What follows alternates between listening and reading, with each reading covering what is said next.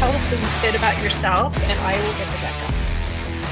Yeah. So welcome. Happy Thursday here. So name's Ryan DeForest. I was able to kind of start my career, if you will, at bigger companies. I went from Oracle to Salesforce and then eventually joined a small startup at the time called Gong. I was employee number 11 there, was there for about almost 5 years where I was able to start about five different teams that are still up and running to this day.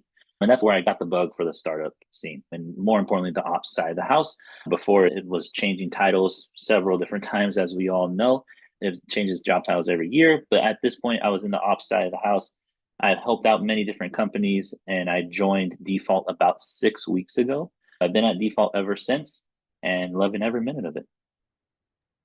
Awesome. And sorry about the dogs barking. I will try to mute myself faster next time. The reason Right. why I was asking about apocalyptic AI movies is we're going to be talking about AI or die, 5 RevOps workflows everybody needs. And Ryan will be leading the charge, but also be adding what we're seeing in the market and the different tools we're seeing. So we're going to try to keep it as product agnostic as possible. Ask questions, but I may hold some of them until the end. Let's go ahead and jump into it. For those of you who don't know me, I'm Camela Thompson. I'm head of marketing. I was in RevOps for 15 years, spanning marketing, sales, and CS ops before RevOps was a thing. But I still take RevOps projects as a consultant. So, Ryan, what must they do? Yeah, awesome. So basically, we titled this specifically on purpose, calling it the work AI workflows instead of the buzzwordy SEO that we all know and love as what is referred to as the agent. The market shifted. Everyone knows these workflows. Everyone has established them and knows how to spin them up in their sleep, from lead enrichment to scoring and qualification. Then this AI boom rolled in, and you were supposed to turn all these into agents where you just do a set it and forget it and you make sure that it's happening from day one through day zero.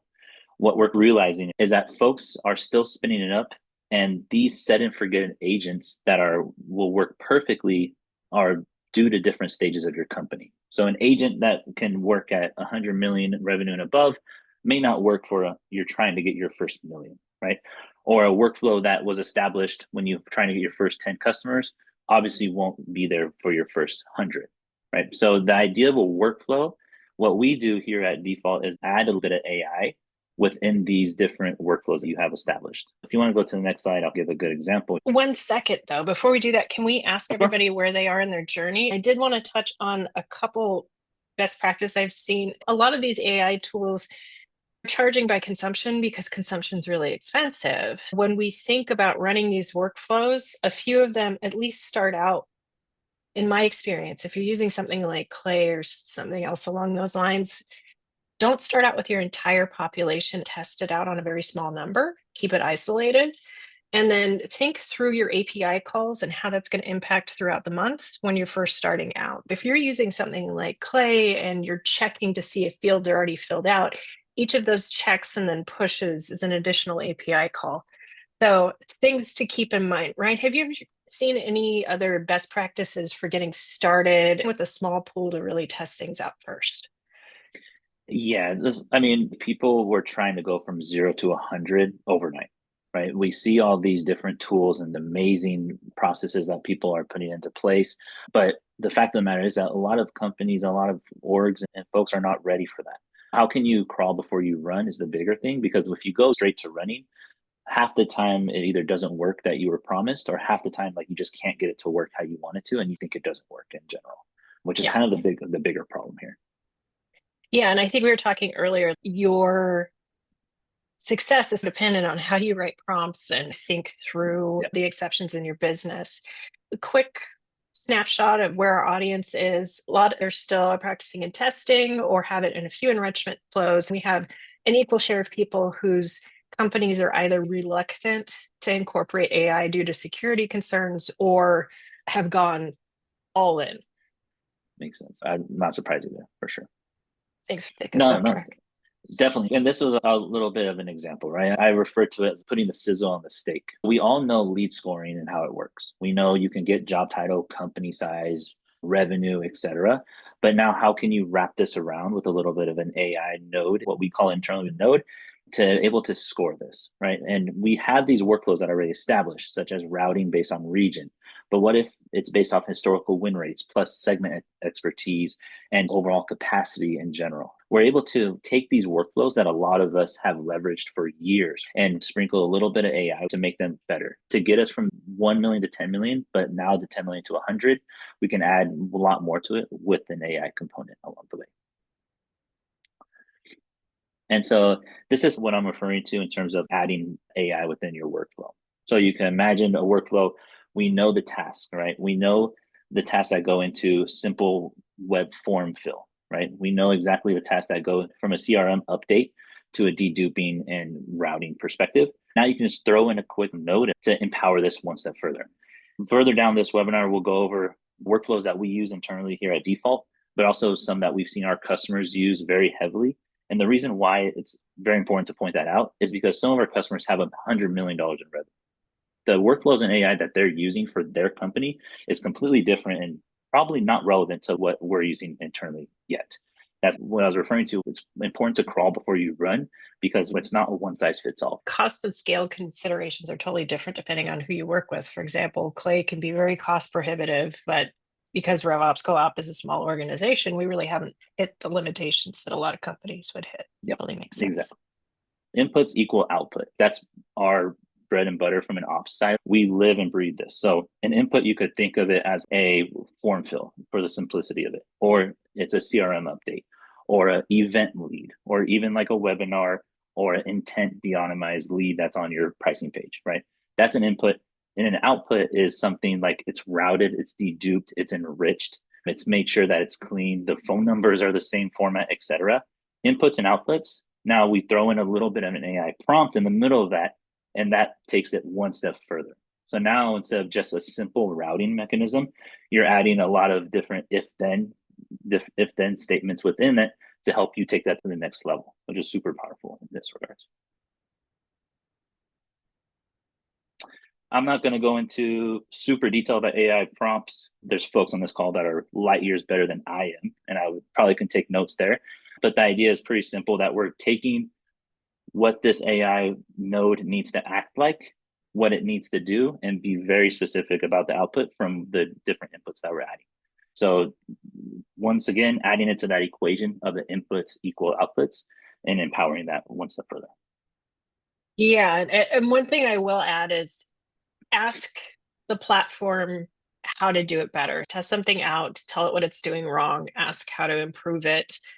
You can have a dialogue with it and figure out how to dial it in.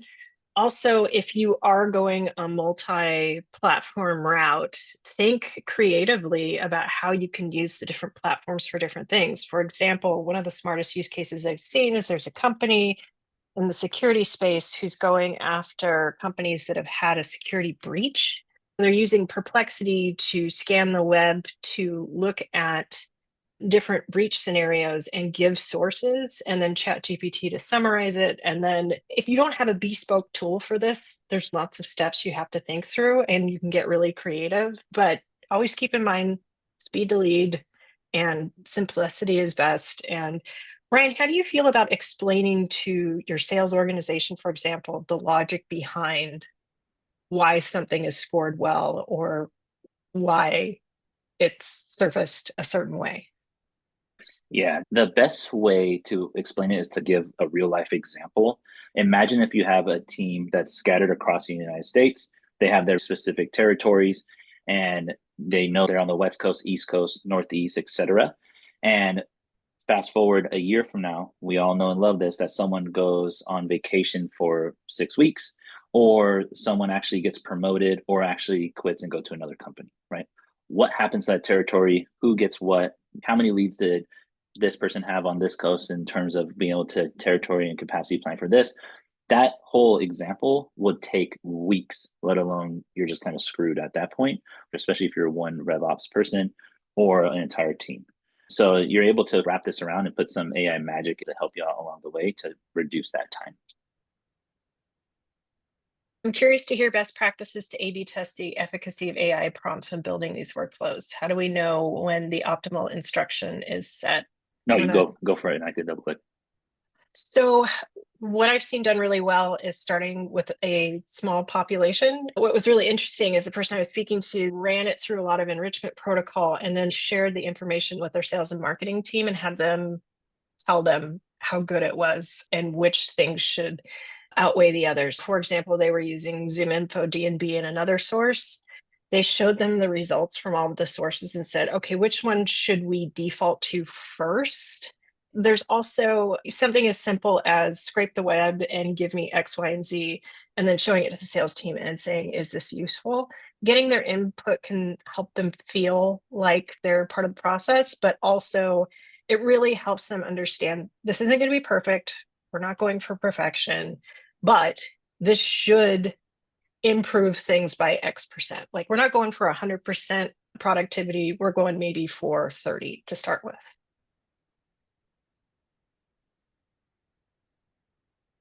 The unfortunate part of this is a lot of this can't be tested unless it's put into practice a little bit, right? We A/B test it internally where using default, we're actually able to do an A/B test where it's like we run it for this way for one direction and this way for another direction. And we can actually test what the prompt will actually say based off the inputs, which allow us to kind of tweak it and enable it. It's a running session every step of the way. I'm not the best at prompts, and I think there's a lot of folks out there that can always get better, including myself. Always start with internal facing before you show anything. Oh yeah, the fact that I can test it internally has saved me days for sure. All right, let's go into some of the examples. Awesome. So the first one is the workflow here is just to score and qualify leads. We all know this process. A lead comes in with a form with basic info. You could be even a short form that we know and love where they just put their email and we add everything else after that. Then you enrich it. You can use everything from Clearbit to ZoomInfo. Default has many different vendors that we add data about the company and the person. But this is where the AI node comes into play. We're telling it to be the SDR at the company that sells XYZ. And then based off this data, give a number, right? So we're telling it what we're grading it and wanting to score it on, but then also throwing in all this information that we're able to gather in real time in order to score it in order from 1 to 10. Before we would build these huge data models that would basically help us score and give it a score of 1 to 10, but then all of a sudden marketing will throw in another lead source, right?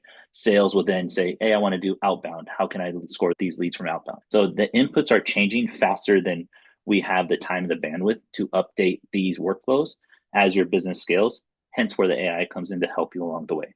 So then the score comes in, helps you decide. You can then trigger alerts, route it accordingly based on this score. The idea is that you're utilizing this node to help you scale appropriately based off different avenues. And this is where showing your teams the results from, if you're using multiple enrichment tools from the different sources, really comes into play. Which one is more right in which area? Because we all know that certain enrichment tools are better at some things than others.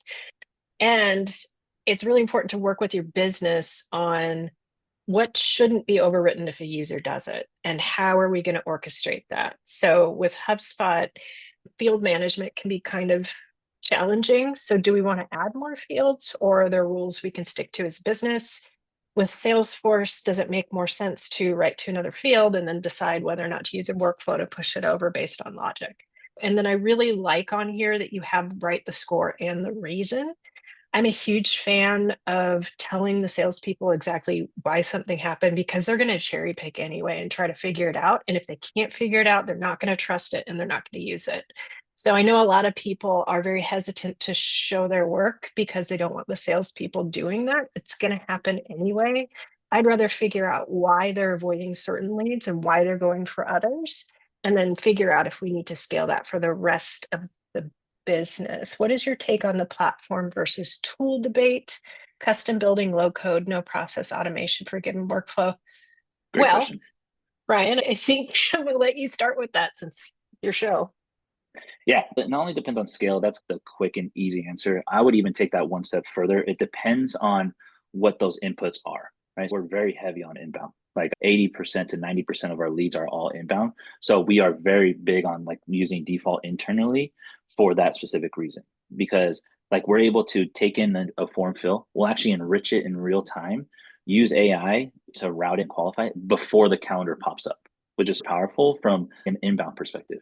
Now, if your inbound's only 10%, but your warm outbound is 90%, obviously you need to go to like more of a clay aspect to get those leads enriched, then throw it into a power dialer or a sequencing tool to smart lead, etc. I would say it's dependent on where your inputs are coming from, less of the scale, because we're a lot smaller than other folks, but it might change as you scale up for sure from there. And I would add from a practical perspective, it really depends on your bandwidth. I'm always a fan of using a tool if I've got 20 fires going on and I can't dedicate as much time to really mastering something at the level of detail I'm needing.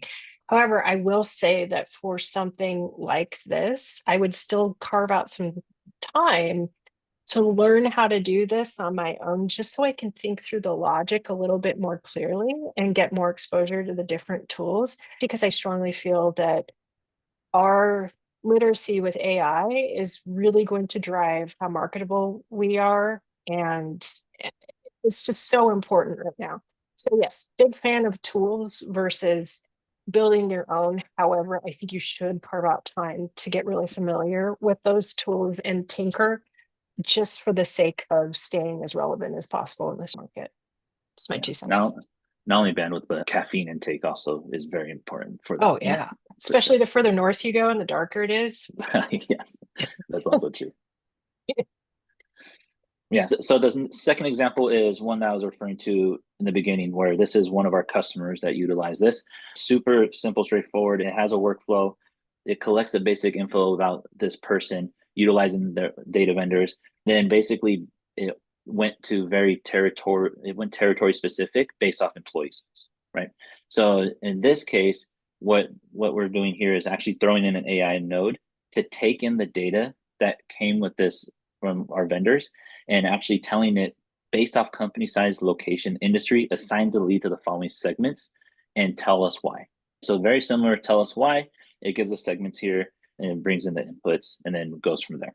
Our customer had taken this one step further that it said based off close rates of different verticals and where they're coming from, or even if this is a competitive deal, assign it to the person that has done the most competitive deals against this competitor, right? Or has closed the most deals in this vertical and route it to them and tell us why in a Slack message and go from there. This whole idea of being able to route it more appropriately as you scale and as you grow based off different criteria that you aren't able to at a certain level or bandwidth is the whole point. We have these ideas, we have these workflows, but once you throw a wrench into it, it breaks. AI is able to fix that along the way and even go one step further. I love this so much because you're kind of changing the narrative from what a lot of people like to call cherry picking to optimizing, right? So you're looking at what's working for the business and what a lot of salespeople are going to do anyway, and you're really helping them do that at scale. I really like that example. I also really like the example that I've run into for the security company where we're getting really creative with what's a great signal for us. And maybe it's not something that's normally in an enrichment tool. Maybe it's a data breach or something along those lines. And then citing the sources for the sales team so they can decide how they're going to use that information in their outreach.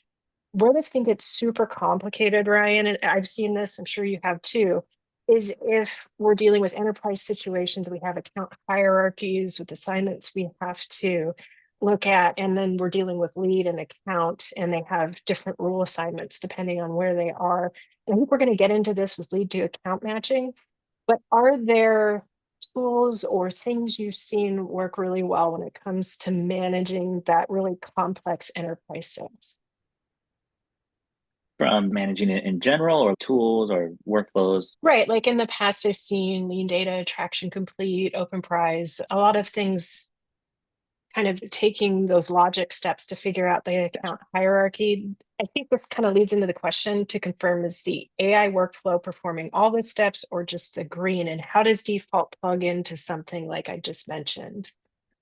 Yeah. So in this specific example, it's actually the AI is the green piece here, but Mhm. inherently from all the pieces here, we utilize default from step 1 to step 4 on this page. Gotcha. The biggest difference here, a lot of tools out there you can use to get to step 4, but you have to then use like a lean data, then use a Zapier, then use Clay to enrich it, then push it back into your CRM, and then use a Slack notification. Basically, you using 5 or 6 different tools to do one workflow, and then you throw in AI in there, and then it kind of like, okay, where's it breaking? Where's the duct tape need to be resealed here?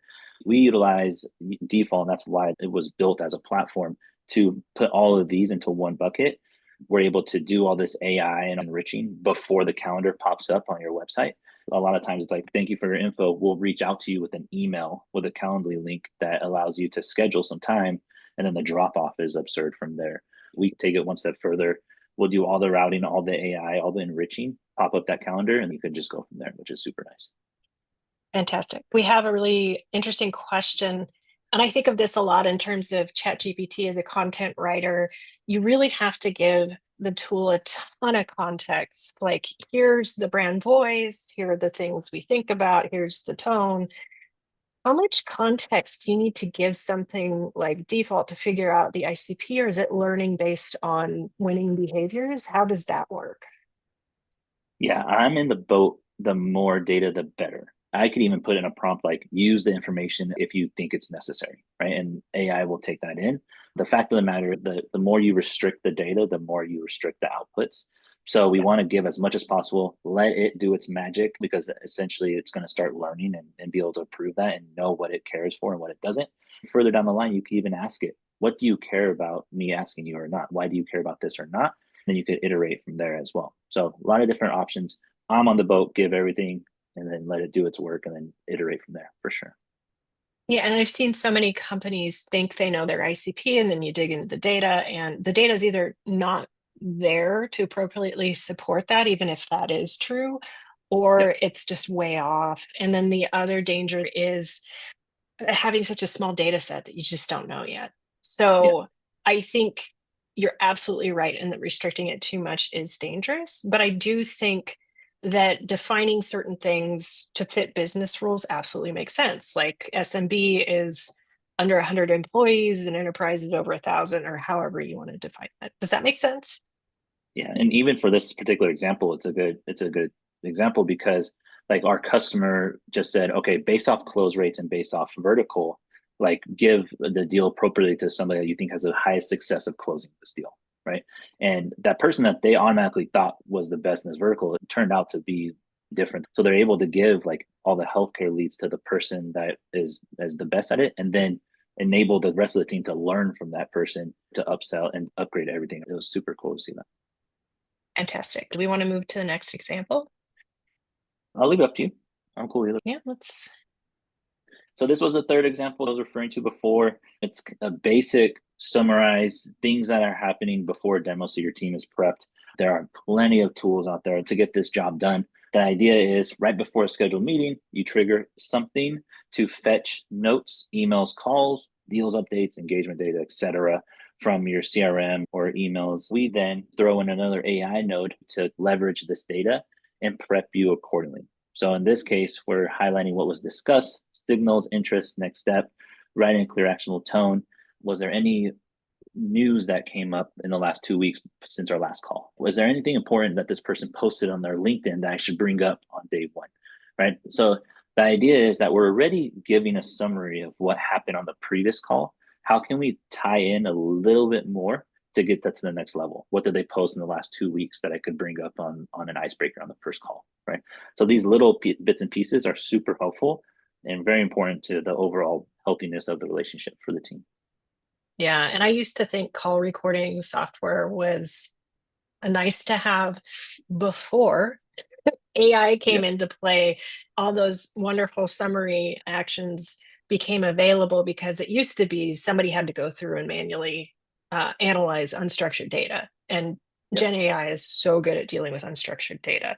So I Yep. love that. We have a question. What would you advise a scale up that has an incredibly limited budget beyond a basic CRM? Where should they start and with which tool? Do you want to take that? So I think it depends on which CRM you're using. If you're using something like Salesforce or Zoho or Dynamics or anything with a lead object, I would invest in lead to account matching and enrichment. If it's HubSpot, definitely enrichment. I think the really important thing to consider is that Your sellers are really resistant to entering data, and that's fair because their job is one of the hardest jobs in the company. If you sit on calls with them, trust me, it is a really hard thing to do. So having the enrichment data not only allows you to run better analysis on what your ICP is over time and what's working and what isn't working, but it also helps them do their jobs faster and figure out who they should prioritize. Ryan, are there any tools you would add to that beyond call recording software? Yeah.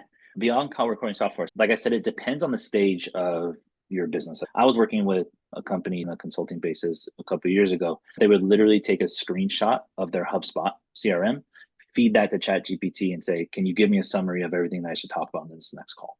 Right? Like literally from a picture. And that's the free ChatGPT, and that's also like the free HubSpot version. So the budget is kind of out, but as you scale up, it's super important to know that you don't need all the bells and whistles to get these workflows done, whether it be a Salesforce workflow or you implement something like default that can do this, and then you go further down the line where you have a Snowflake and all this other big stuff that you can do as a bigger company. It all depends on the stage, but definitely there are some options for sure.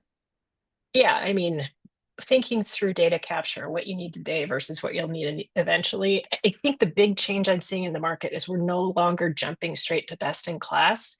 We're really thinking about the steps we can take along the way instead of making that huge investment all at once.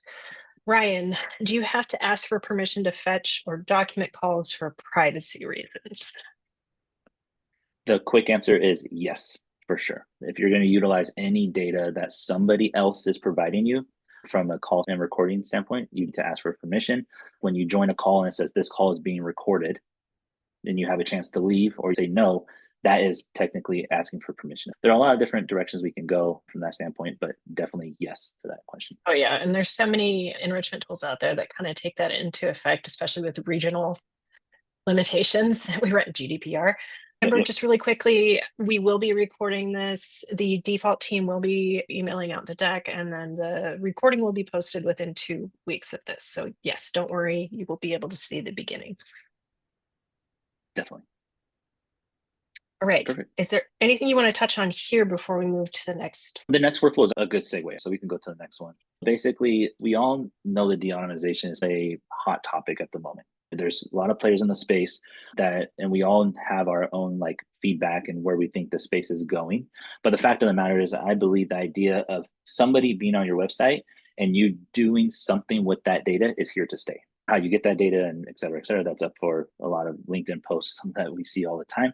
But regardless, here's a workflow. In default, we actually have a intent on your website built right in, right? So that's part of the inputs that we allow you to do. So part of the plan, people are using many different pieces of software to make this happen. With default, it's just built right in.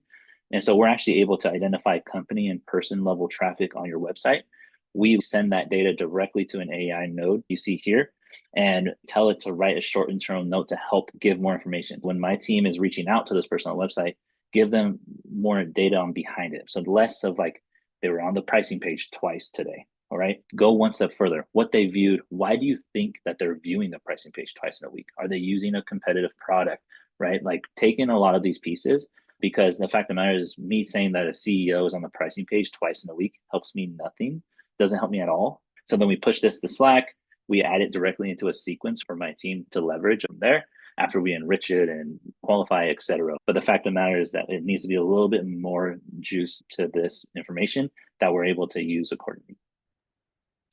As the marketer, I just want to call out that if you are capturing all of your website data, you're going to blow up your database really quickly. So I think it really behooves everybody to think through the intent that's associated with the different content on your website and narrowing that pool. Ideally, you have all the space in the world for data, and you can look at what closed run customers are interacting with over time. That would be best case. But you can do things, especially if you're a smaller company and you're looking at cost limitations. Somebody landing on your blog is not the same as somebody landing on your pricing page. So really think through, and you can work with your marketing team. They should understand the intent associated with the different types of pages, but certain core pages, solutions, pricing, that there's other like guides, white papers, certain case studies. Those are going to be much higher intent than something very educational and tangential to what your product does. One of my favorite ones to utilize, and we use the AI node pretty heavy in this regard, is if we talk to them longer than 6 months ago and they're back on our website, right? So Nice. there's something there that they're coming back for, whether their renewal is coming up with a tool that we can take over and we can make their lives a lot easier, or they just piqued their interest because they saw an ad again, or they saw a LinkedIn post, etc. There's a reason why they came back if we talked to them before.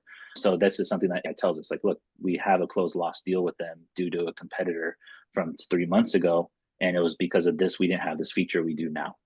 Let them know, right? So like we could take that one step further across that board. I work with a lot of security conscious European companies that have really stringent cookie policies in place, but a lot of people still accept all those cookies. You can still get the data and set up your website infrastructure so the enrichment calls aren't happening unless they do, and then it's totally safe to use the data. So it really pays to know somebody in web operations or marketing operations who can help you sort through the legalities and permissions on where you actually implement the calls. Yeah, there's a lot of ways you can leverage website visitors outside of the cookie as well. There's like interactive demos, right? There's white paper Mhm. downloads. There's even a lot of folks were experimenting actually with exit criteria. So if they're going to press the back button or the X button, we pop up a thing like, are you sure you don't want to see what we're all about? Even that can leverage your website visitors, which would then prompt exactly the same workflow. They're on our website, they put it in on this page. We talked to them 3 months ago. Little things like that are very hard to do at scale, especially with one or two people. I'll just touch briefly on, I think 87% of B2B buyers are now using Gen AI to do some of their research. So a lot of your traffic is declining because Yep. they're staying on those tools. So word to the wise, keep an eye on your organic search results for branded terms because those should be increasing if you're showing up in Gen AI and in the right place. Yep. Tangent. Agreed. And the last workflow here is one of the simpler ones. I just want to throw it out there to show the possibilities. This is basically getting account research utilizing these AI workflows. You enrich by a lot of different things from LinkedIn to Crunchbase to news articles, all the different APIs. Then we're able to throw that into an AI research node in order to make sure that it's summarizing and giving you the relevant information. This is close to the previous question where how should we care about what data we're being sent in and what data is being spit back out? We're letting the AI node do all the work for us here at default. I have in the pipe right now to trigger this based off the quick field update or a button click within our Salesforce. Once that update is made, it triggers a workflow within default to do all this for me. We're able to trigger inputs based off CRM updates and CRM changes, very similar to other tools out there, but we're able to do that as well. And then we summarize it and send a Slack to the person that asked for it. This is very similar to workflow 3, but this is more of an automation aspect of it. So like, let's say we just want to refresh all the folks that have job changes or new LinkedIn articles. It allows us to keep up to date with that for sure. So I want to circle back to Vivian's question, which I think is really relevant. I Yep. saw that ChatGPT lets us use memory instead of giving a lot of background. How do you get it to reference the memory? Context is everything. So ChatGPT is kind of a personal productivity tool, in my opinion, except when you're summarizing data. And once you summarize data in a certain way and get a template, you can pretty reliably repeat that and use that in these research summaries. The important thing here is to know that you have control over how creative it is, but it'll still kind of do that every once in a while. If you're using the same login, it looks outside of particular chats. It's important to clearly define the format that it should be following and then check in on it every once in a while to make sure that it is sticking to that formula or ask it why it diverted from it. Yeah. Ryan, do you have anything to add to the chat GPT piece? I would just iterate to keep your mind open. Yes, ChatGPT is the biggest player out there, but there's a lot of different things out there that are more suited for other different workflows and different use cases, like a researching or a just Mhm. manipulating data. Everyone has their favorites, but all pieces of the puzzle have their specialties as well. So I would love to test and play around with different workflows to gain familiarity with them and choose the best fit. Is there a way to independently try the advanced features in popular tools like Clay, Zapier, et cetera, to develop expertise? Yes. Almost all of these tools have a freemium limited use version. If you start with, say, 10 records and start playing around with a clay table or a table in Zapier and do some API calls, you can start getting familiar with what you can do, which tools you can connect to through those tools, and how to play around with them. So I know somebody who's using a combination of Clay, ChatGPT, Perplexity, and then they're also connecting to Zoom Info, D&B, Clearbit. Like there's so many different things they're doing on their own. And it was just through testing things out and trying some of these freemium things before they started connecting APIs and actually consuming calls. So that's a really smart way to go about it. I think a lot of tools, bespoke built tools, Ryan, I'll let you speak to that piece and how to test things out. My favorite one is I start with ChatGPT and ask them what direction they need to go. For example, I had someone I was working with last year who wanted to go to a website, find their pricing page, scrape the pricing page, and let them know how much their pricing packages are and what features were on it. Right. That's super hard to do, especially if it's loaded past when the website has to load JavaScript. It's super hard with just a basic AI agent. We had to utilize some secret Zapier magic with browser base that goes into the website and then crawls in and spits it out into JSON, et cetera, getting far into the weeds. But at the end of the day, like I said, they all have their little quirks that you can use, but they also have a lot of plans that you can figure out those quirks pretty easily. Just make sure that you're using the right tooling for the right process for sure. Yeah, and a lot of these initial versions are free. There's no harm in playing around a bit and figuring it out. Yep. All right. Anything else you want to cover here? None on this one. Just basically a good summarize here. This is three mistakes AI prompting can break your workflows. I said that sentence way backwards. Interesting how I did that. But at the end of the day, the workflow can be broken by many different ways outside of prompting. And I alluded to this in the beginning, where people try to go from crawling to running, utilizing AI in that capacity. When the big shiny tool comes out and they give you the idea that you can get 100 leads and you can enrich them all within 5 seconds, that can create a lot of problems, right? It makes it very messy. Now you have 10 tools that you can do one, and your workflow that was working perfectly just needed a little bit of kick in the back end. Now it doesn't work at all, which can cause a lot of problems. So just be very cognizant of where you're at and what you're trying to do and accomplish. And you can then take a couple steps to get to that the grass is greener aspect of this situation for sure, in my opinion. And that's why default was created. We put all this in house and help you out every step of the way with these AI nodes, with your inputs, with your outputs. And we've seen everybody from an average breakdown about 3.5 to 4 tools just to use default, which is pretty impressive, which is so far so good. Yeah, and I think it's really fair to call out overly complex because it's so easy to over engineer something. I'll give an example that it pre AI days, but the mistakes we made prior to AI are just going to be amplified by AI at scale. This example, lead scoring as a marketer, is a hot button topic for me because one of the organizations I was in, they were using 15 fields to figure out their lead score. They didn't check whether or not the data was there. They were going off of internal assumptions. They weren't comparing it to actual results. And when you use so many variables, you're diluting the efficacy of what you're trying to do. So keep it simple. Always start as simple as possible. Layer in and test every time you layer, because over engineering is 3 times easier now with AI than it was before. So just keep that in mind.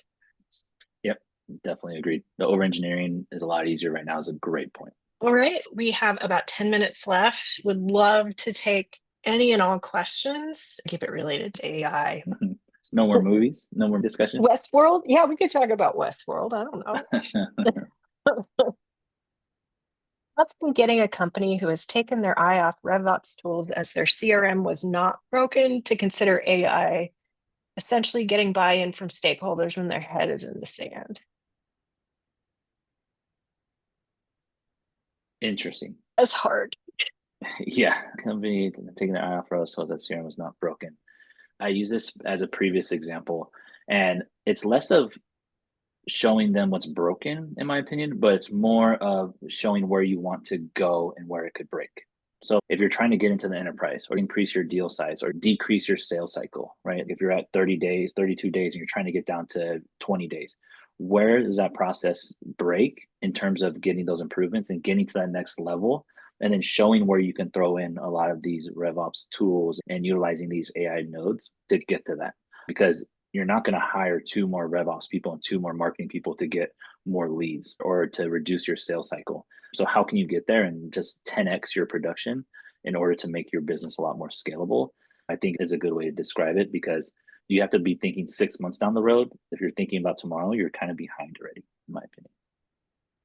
Yeah, I think it's sound. I always look at this as approaching as a consultant, and that is sitting down and having in-depth conversations with the stakeholders to figure out why they think the data is broken or good enough. What are they trying to achieve? What is the information they think they need to do their job better? Are they able to do that? It's tempting to go straight to a solution when you hear them complain about something. Instead of doing that, it's important to talk to them about what exactly they mean. Then the solutioning is easier to pitch, especially if you can tie some kind of cost with it. So, for example, my data is broken because I can't forecast accurately, and that impacts how I'm hiring. My team can't do the research they need, and they're wasting time on people who aren't qualified. You can actually sit down and do math to estimate the cost of time wasted on unqualified leads if you have a volume. And then you can go to the business and say, we're losing this much money and we can save this much by putting dollars here. So hopefully that's helpful. It's a lot of work, but I think it's really worth it. Every time I've done it, I've never regretted it. Can you talk about using AI to clean up hygiene data? I inherited ad hoc Salesforce CRM, and I am trying to figure out a way to get it directional. So Ryan, I'm going to let you start with that one. Yeah. So first off, good luck with that. It's definitely a Yeah, beast we all been there. definitely a beast to tackle. In terms of figure out a way to get directional steps and advice, I would simplify it in a nutshell. What are your outputs? What do you want the end result to be? Obviously, we have the very simple ones, such as all phone numbers in the same format, etc. But is there something else you're missing? So, like, is there a revenue piece? Is there last funding date? Their employee size, etc. And then go from the outputs and reverse engineer that. So here are all of our opportunities that need to be deduped and their owners are messed up because they don't work here anymore. So I want to route that accordingly. Once you simplify what you want your end result to be, reverse engineering it to get to that point is super powerful, because then you could just kind of tackle it by an output perspective rather than here is just all this data and I need to make it look prettier. But now I know what path to take and which one to create. And then I could throw in some AI nodes. I don't have to do AI for like routing and deduping. I just have to export it and import it and do all that magic on the back end. Kind of up to you what path you take, but I think it's super helpful to reverse engineer it from what you want the end goal to be. Yeah, Vivian, I would say that not all data is created equally. I always start with what does the business need to support their customers? I start with the contract data, financial data, making sure that's all clean. And then I start looking at what's the business critical or ICP critical account and contact data. It's really important to not try to eat it all at once because you're going to choke. Working with the business to figure out what are the things they're not able to do today that they have to do as a business for the next round of fundraising. I had a question, thoughts on N8N. I've never used it, I haven't heard about it. Ask the community. Ryan, have you run into them before? I have an account. I haven't gone super deep, but that's definitely on the roadmap for me to learn personally. I've seen quite a bit of cool things, and I feel like I'm way behind the eight ball on that. But definitely Yeah. thoughts on that. Yeah, it's just not a platform I've played with yet. What are some good metrics to track to see if your workflow is actually improved with the AI steps? Depends on which workflow.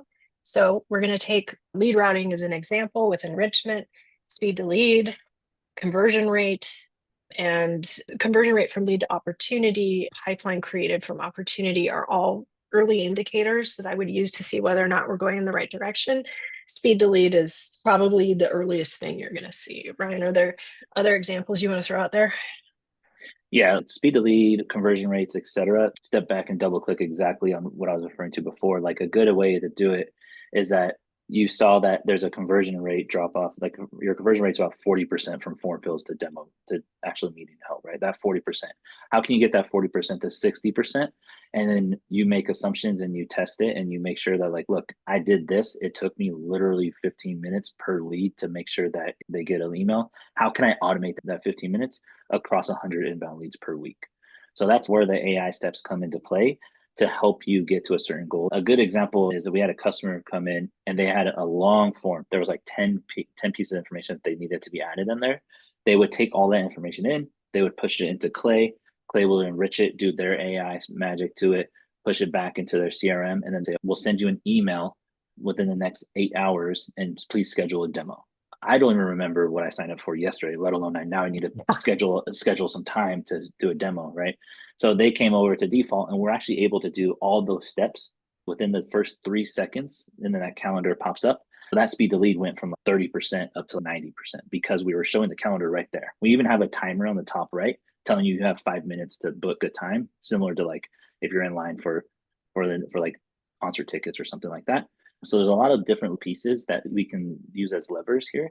But the biggest one is just look at the data you're trying to improve, make little tweaks, see what changes, not go all in on that for sure.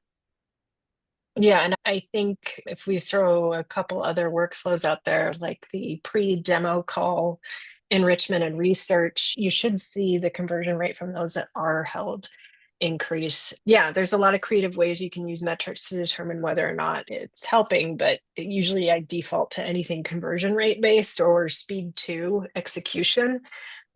Because if the conversion rate isn't increasing, you may have a different business problem.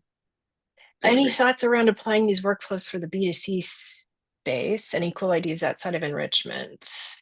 History to inform scoring and content generation. Yeah, so B2C specifically, we are super big on, obviously enrichment's a little bit rougher in that regards right now. That's definitely improving. But from the B2C space, we're able to take a field on a form and route it accordingly. Or like if one of our customers will say, like, what are you most interested in? If they put textiles, for example, we'll have the AI node get any news about textiles that they should be aware of. The news piece, the routing piece, the kind of assigning and making sure the right person has the right information, it is still relevant, regardless if you're able to get a lot of stuff, in my opinion, big time from a B2C spot. You know, and before going to AI, we did some research on how many RevOps professionals are using product usage data in their everyday, and it's just a very tiny percentage. So I would start with what kind of activity are you seeing in the product? What kind of indicators are you seeing in your first party data? Of course, AI can go and scrape the web and come back with all these great things, but leveraging the internal data you already have is mission critical. Yeah, there's a whole idea of a can of worms that can be open with PLG, right? There's people using your product and you're updating a Salesforce field that they set up 5 workflows. So that triggers an AI to summarize what they did in the last week in the product and anything on their LinkedIn profile and triggers a sequence to come from an SDR to get some time to upsell them. That's a whole nother ball game that we haven't even scratched the surface yet, for sure. And I know people have feelings about Chili Piper right now with their latest UI refresh and whatnot. But what they used to do extremely well was monitor usage and usage changes over time and proactively reach out from a customer success best practice, what I would aspire to be as a business using that kind of data. And if there are folks on this call that have those feelings, let me know. Be more than happy to help you out for sure, all along the way. So we have 1 minute. Any final parting thoughts, wisdom to impart? If no questions pop up, just hit me up on LinkedIn, shoot me an email. I'm an open book. I'm always down to shoot shop over a glass of whiskey and just hang out a little bit, whatever you need. Let me know if any questions, feedback, or anything like that. And please have a wonderful day. Thank you, everyone.